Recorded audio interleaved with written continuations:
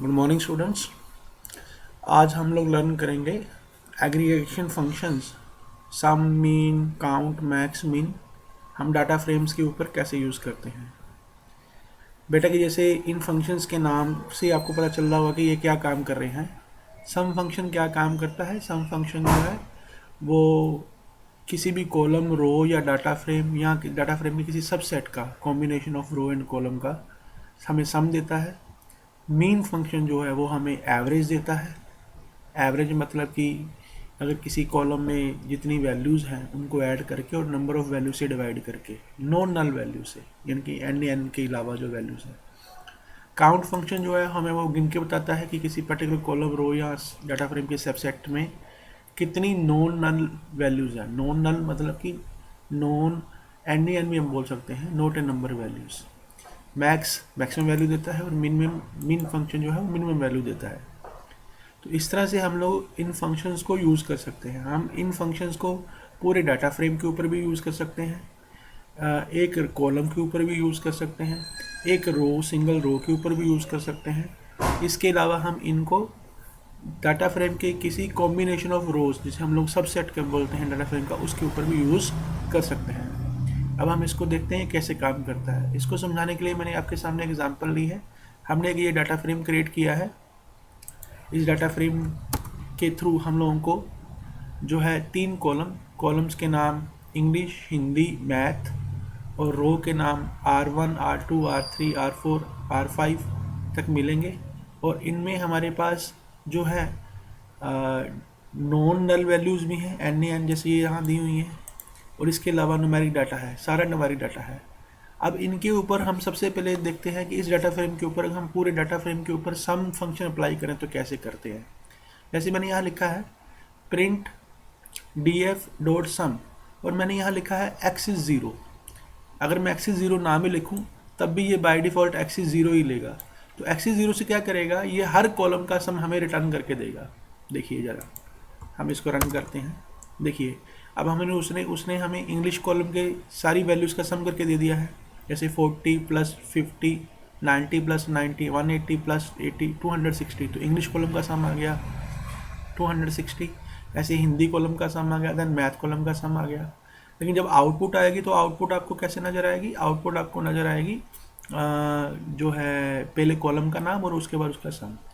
और अगर मैं इस लाइन को कमेंट कर दूं और मैं इसकी जगह पे ये लिखूं कि print sum x is equal to 1। X is equal to 1 का मतलब कि 0 एक्सिस का मतलब होता है कि जो हमारी हॉरिजॉन्टल एक्स एक्सिस जैसी होती है वो, और 1 एक्सिस का मतलब होता है कि हमारी वर्टिकल वाई एक्सिस।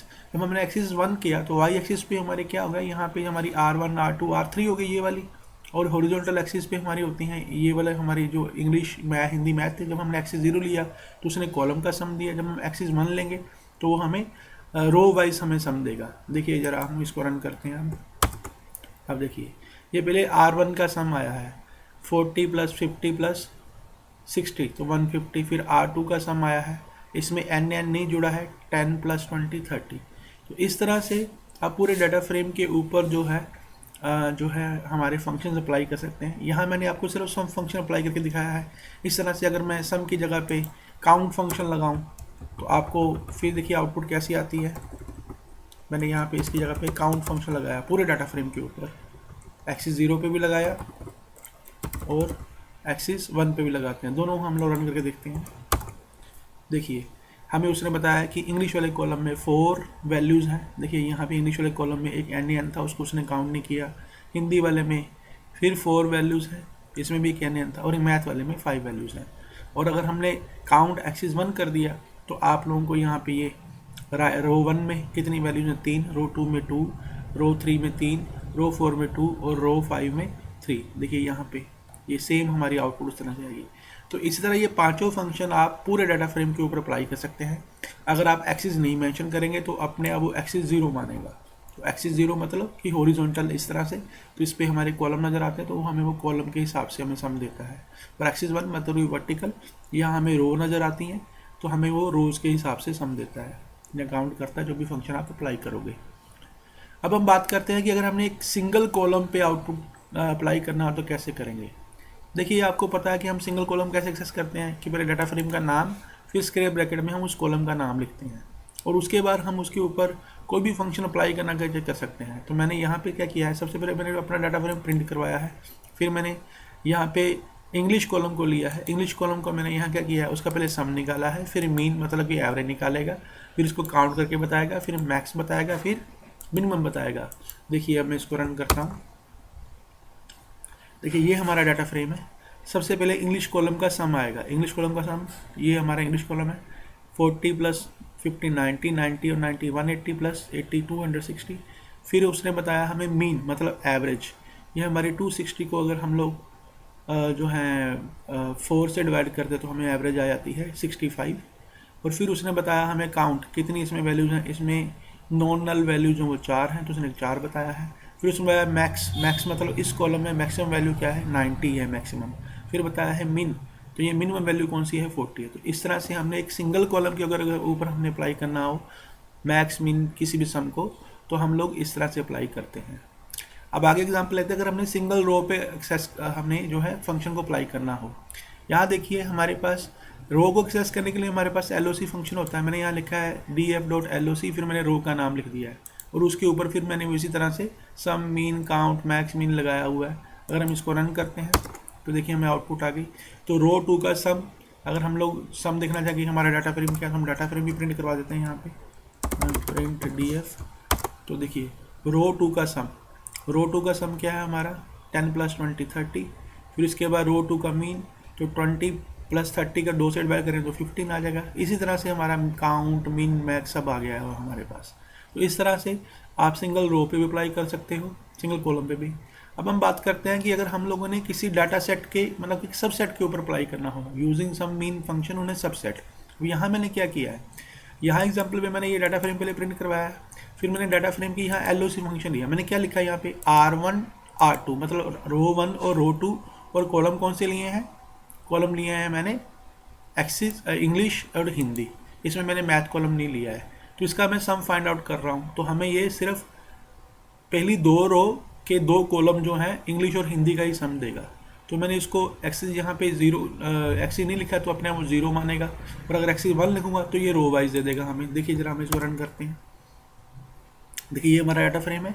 तो हमने इंग्लिश का सम निकाला तो हमें वो सम उसने 40 दिया, 0 रो 1 और रो 2 का, क्योंकि रो 1 में 40 और दूसरा NaN है तो हमारा इंग्लिश का 40 है अकेला। फिर हिंदी का उसने 60 दिया, 50 प्लस 60। और अगर मैंने एक्सिस 1 कर दिया तो उसने क्या किया, हमें सम दिया 90 R1 वाला, 40 प्लस 50, और फिर R2 10 प्लस 10, यहाँ पे 10 है और दूसरा NaN है तो यहाँ पे हमें सिर्फ 10 आया। तो इस तरह से आप किसी डाटा फ्रेम के सबसेट के ऊपर भी अपने इन फंक्शंस को अप्लाई कर सकते हैं।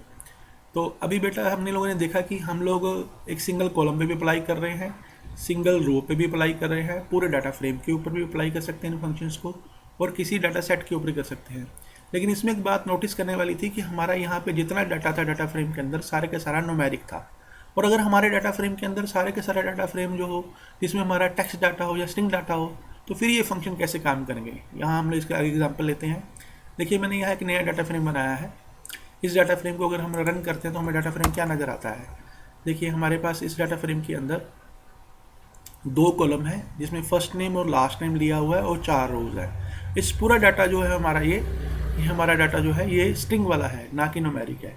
और अब इस पर अगर हम ऊपर हम लोग अप्लाई करते हैं सम फंक्शन को, देखिए इस फंक्शन मैंने यहाँ पे एक्सिस नहीं लिखा तो अपने आप 0 मानेगा, तो ये एक्स एक्सिस यानी कि 0 एक्सिस पे काम करेगा हॉरिजॉन्टल।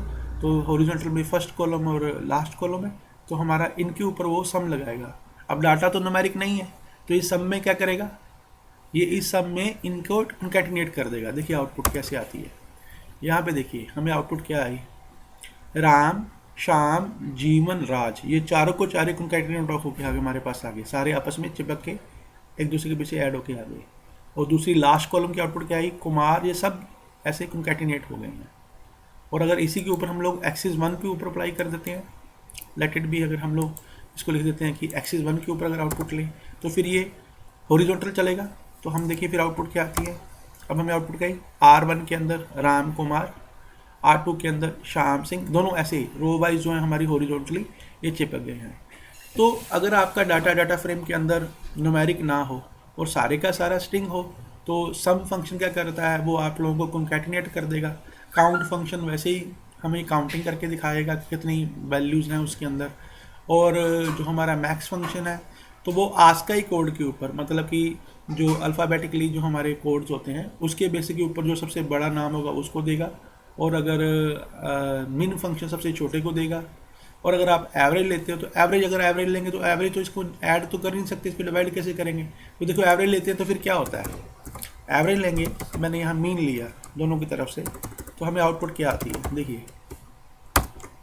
तो देखिए ये हमें, जब यहाँ पे एवरेज ली हम लोगों ने तो हमें क्या मिला, यहाँ पे हमें कॉलम वाले में तो ये एम्प्टी मिला है, और दूसरे वाले में रो वाले में हमें क्या मिला है, रो वाले में उसने हमें एन दिया है कि इस तरह से एवरेज नहीं आ सकती, क्योंकि वैल्यू प्रोड्यूस नहीं हो रही है, क्योंकि सब जो है डाटा वो स्ट्रिंग है।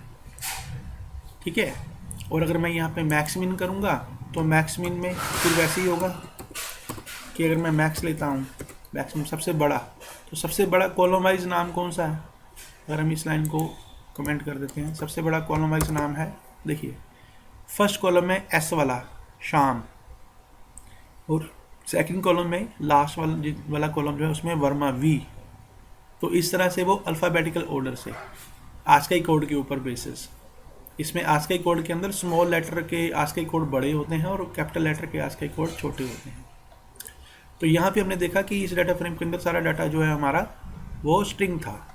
अब आगे हम एग्जांपल लेते हैं कि अगर हमारे पास जो डाटा फ्रेम है वो मिक्सचर हो, mixture of string and numeric. तो ये मैंने यहाँ की डाटा फ्रेम बनाया है जिसके अंदर एक कॉलम तो हमारा स्ट्रिंग डाटा कंटेन कर रहा है, दूसरा कॉलम जो है हमारा वो न्यूमेरिक डाटा कंटेन कर रहा है। अब अगर हम इस पर रन करते हैं फिर देखिए आउटपुट क्या आता है। जब मैंने सम फंक्शन रन किया तो देखिए नेम कॉलम के उसने सारे डाटा को कंकैटिनेट कर दिया, जो न्यूमेरिक कॉलम था हिंदी वाला उसकी एडिशन कर दी, मैथ वाले की भी एडिशन कर दी। तो कहने का मतलब है कि जिस तरह का डाटा होगा उसी तरह के डाटा के ऊपर जो हमारा जो फंक्शन हैं सम, मीन, काउंट, मैक्स, मिन, ये सारे काम करेंगे। तो इन फंक्शंस को हम लोग एक डाटा फ्रेम के ऊपर भी अप्लाई कर सकते हैं, एक कॉलम के ऊपर भी, एक रो के ऊपर भी, या एक सबसेट जो है हमारा डाटा फ्रेम का उसके ऊपर भी अप्लाई कर सकते हैं। होप यू अंडरस्टैंड बेटा, थैंक यू।